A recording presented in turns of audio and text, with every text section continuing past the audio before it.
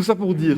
Ensuite, on a l'âge classique du soufisme, avec dans les générations suivantes, les personnages les plus célèbres jusqu'à aujourd'hui, Abu Hamid al-Ghazali, Muhyiddin ibn Arabi, Jalaluddin al-Rumi, vraiment qui eux aussi, en fait, à leur époque, une époque où justement le soufisme s'est normalisé quelque part, le soufisme a trouvé une place acceptable dans la société grâce à Junayd, en fait, ils vont faire plus.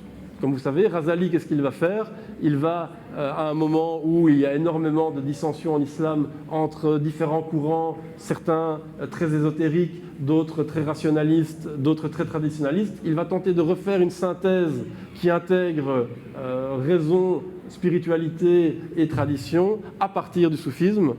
Et il va intégrer le soufisme, faire même du soufisme le socle de l'islam sunnite, on va dire orthodoxe et mainstream. Ibn Arabi, lui, va continuer en fait, le travail de Ghazali, mais en commençant là où Ghazali s'est arrêté, c'est-à-dire en osant s'aventurer dans les domaines de la métaphysique, en osant s'aventurer dans le domaine de ce qu'on appelle souvent les réalités spirituelles, et en donnant un exposé cohérent, approfondi de tout un domaine dans lequel d'habitude des gens comme Ghazali s'arrêtaient, un domaine où ils n'osaient pas entrer parce qu'on rentrait dans des terrains parfois très dangereux justement. Ibn Arabi va y aller avec beaucoup de certitude puisque son savoir est, nous dit-il, inspiré et ne vient pas de lui. Jalaluddin al-Rumi, comme vous le savez, lui est surtout connu pour sa poésie et pour l'impact de sa poésie persane dans le monde persan, à tel point que son Masnavi est appelé dans la tradition persane le Coran en persan, autrement dit traduire la spiritualité et la pensée de l'islam dans une langue poétique et dans la culture poétique de la Perse. Après cet âge classique et ces grands moments, est venu un temps de bouleversement qui est celui notamment des invasions mongoles. Après le premier temps des croisades à l'ouest, on a les invasions mongoles à l'est qui sont beaucoup plus ravageuses que les croisades. Et en fait, les musulmans voient leur monde s'écrouler. Le grand choc étant la destruction de Bagdad, cette ville qui était le centre du monde pendant 2 siècles et qui en 1258 est rasée par les Mongols. Et donc on a à ce moment-là un bouleversement du monde, un bouleversement de la vision du monde. En fait, cet islam qui jusque-là n'a été que succès sur succès, n'a été qu'expansion, invention scientifique, etc., d'un coup, en fait, marque un coup d'arrêt. Et qu'est-ce qu'on voit, qu'est-ce qui se passe à ce moment-là dans le soufisme? La naissance des confréries. À ce moment-là, les soufis s'organisent en ce qui va devenir donc les turuq, qu'on appelle les confréries, et que je préfère appeler les écoles de soufisme, c'est-à-dire des moyens d'accès à l'enseignement soufi pour le plus grand nombre. Et surtout, des lieux dans lesquels les gens peuvent bénéficier de l'enseignement du soufisme, chacun à mesure de leur propre engagement. C'est quoi la différence entre une confrérie et un enseignement initiatique auprès d'un maître? C'est que le maître, il est là et en fait, ça vous demande à vous de vous engager auprès de lui. Une confrérie, en fait, il y a plein d'activités, il y a plein de rituels diversifiés. Et les gens y participent même culturellement, souvent dans le monde musulman, sans forcément être des grands ascètes ou des grands mystiques ou des grands savants. Et donc, ça va faire que le soufisme va restabiliser les sociétés musulmanes. Et c'est tout aussi vrai dans le Maghreb que dans l'Inde ou dans l'Égypte et au Moyen-Orient. Et donc on voit que de nouveau, le soufisme s'est inventé, cette idée d'institution, de confrérie n'existait pas. L'époque demande de nouvelles mesures et le soufisme se réinvente de nouveau.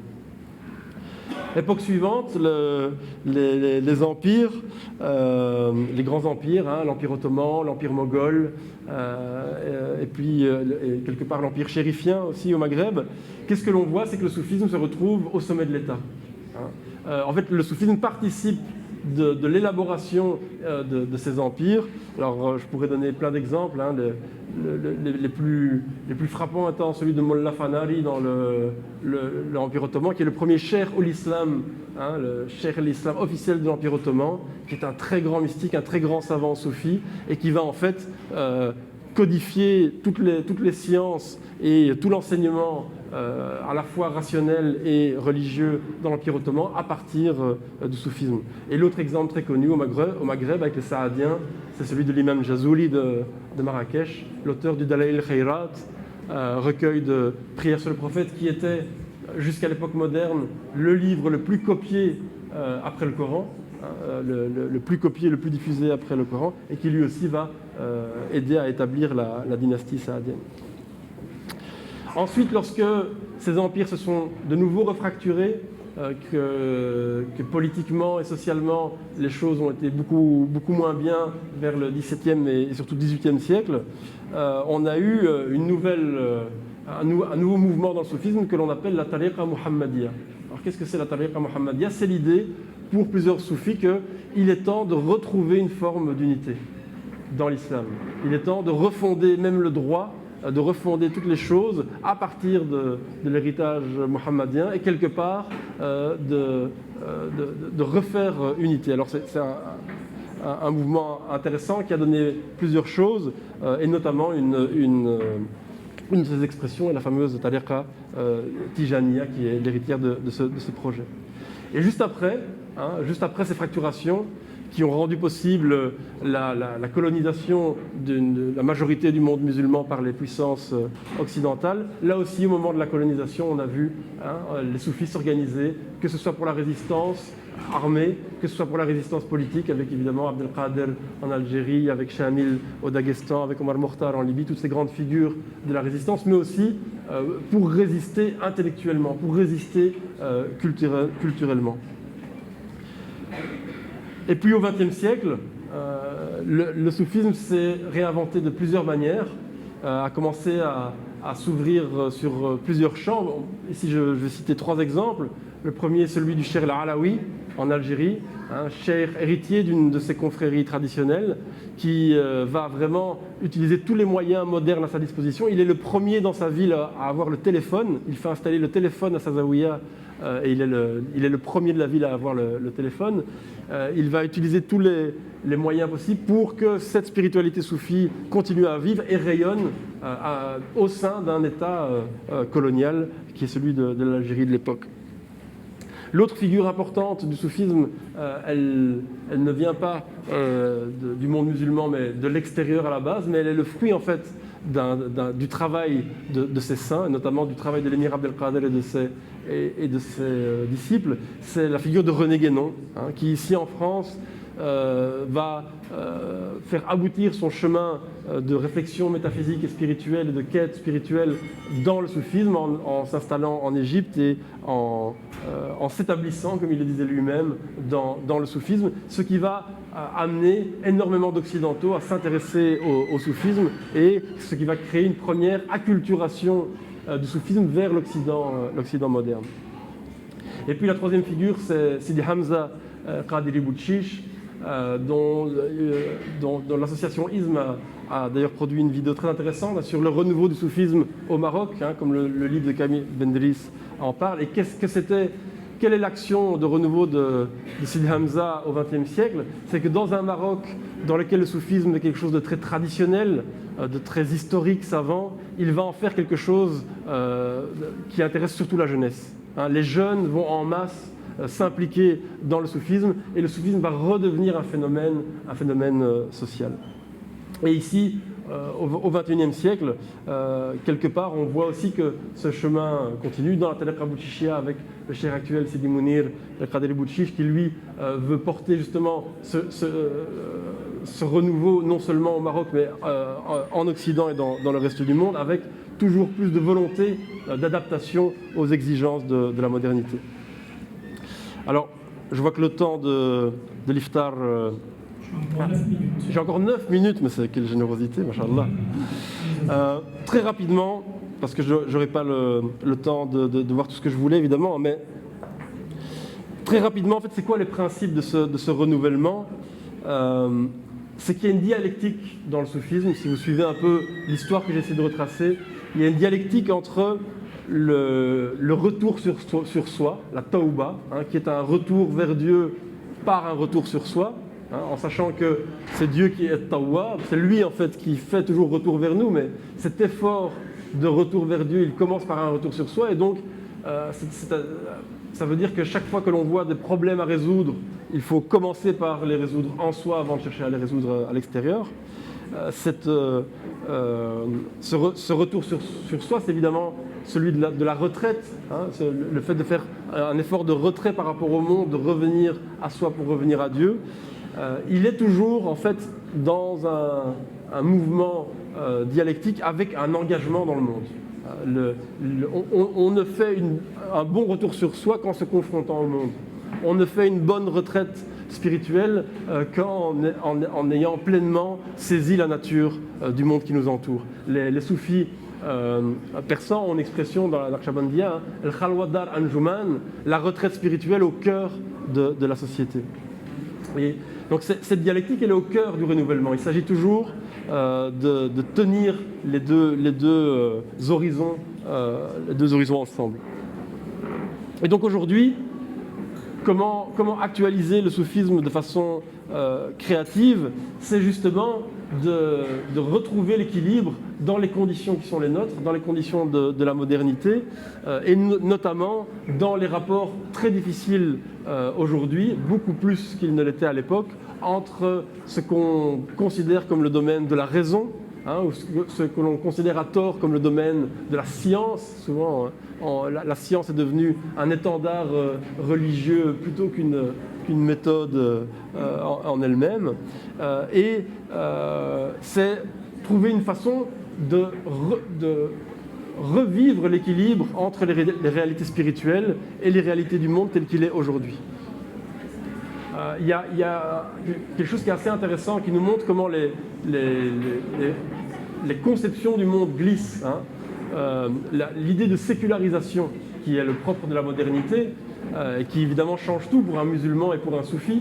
Vivre dans un monde où tout est sacré, ou vivre dans un monde où rien n'est sacré, ça fait une sacrée différence dans notre rapport au monde.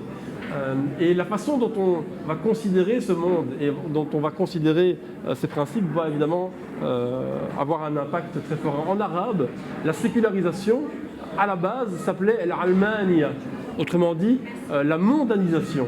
Le fait qu'on ne s'occupe plus que du monde, de dunya, et on ne s'occupe plus des choses spirituelles. Mais il y a eu un glissement sémantique à la fin du XXIe siècle, et on l'appelle aujourd'hui ilmaniya. Autrement dit, en fait, la sécularisation aujourd'hui, c'est devenu le fait d'être scientifique. Alors que ce n'est pas du tout le cas. Donc cette lutte entre la raison, la science et la spiritualité, c'est sans doute une des illusions que les soufis doivent dépasser. Des gens comme Ghazali, des gens comme Ibn Arabi, ils ont largement dépassé ce clivage, et je pense qu'aujourd'hui on doit faire de même. Et comment les soufis peuvent faire cela, comme le dit justement Sidi Mounir et Qadri Bouchiche, c'est de passer dans un monde où le capitalisme est devenu une machine à broyer tout, et on le voit avec la religion en particulier, comment la religion vécue de façon uniquement normative, prescriptive, ritualiste, en fait devient juste un produit capitaliste comme les autres. On le voit en islam de façon très criante. Comment passer d'une posture de consommateur dans tout, à commencer par la spiritualité, à une posture de producteur. Et c'est quoi une posture de producteur? C'est agir pour transmettre, agir pour se réinventer, agir pour toujours être plus créatif et plus inventif dans les formes d'adaptation. Non pas pour concilier notre vie, non pas pour concilier notre monde avec la tradition, mais au nom de cette tradition, pour vivre les choses telles que cette tradition l'a enseigné. Et d'ailleurs, et je terminerai par là, je disais que le soufisme, c'est le projet de la sainteté, que c'est le projet mohammédien de la sainteté, le projet divin pour l'humanité qui est celui de la sainte amitié.